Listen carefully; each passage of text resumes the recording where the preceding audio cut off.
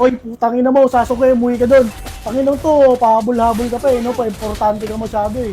Bumalik ka ng kono ha. Bakit ba sunod ka ng sunod dito? Bakla ka ba? Tarantado. Ikaw, pinapalala mo pa yung away yung dalawang magkapatid. OA mo, para pinatay lang buong lahi nyo. Pasalamat nga, di ka pinatay. Alam mo, wala kang pakialam, Naruto. Maganda pa, umuwi ka na lang sa inyo. Gamitin mo yung Kagebunshin mo at magpalulo ka sa kanya. At Orochimaru, ano ba to? Ay putang ina mo, Naruto, ayaw nga sumama sa'yo eh.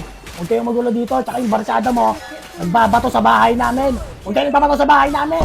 Tado, ayaw mo umuwi. Namabakla ka yata dyan eh, ano? Oh, hindi, Naruto, itong ano ko. Issue ka, lugo ka. Sige nga, kailangan mo daw. Kailangan ko yung katawan niya, pero hindi kasi iba yung ibig ko sabihin ko. Iba yun. Alam mo, Naruto, wala ka nang pakialam. Ano bang kailangan mo? Ano bang gusto mo sabihin sa akin, ha? Bakit ba sunod ka ng sunod? Ano ba? O, alam mo kung bakit? Dahil isa sa tunay na kaibigan ko.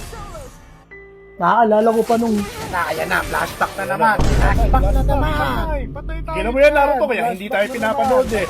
Tignan mo yan! Paano ko makikwento yung pakikwento? Alam na namin lahat yan. Papakita mo lang yung season na mas marami pang screen time kaysa kay Tenten. Ginawa. Ginawa. Tama na, Naruto.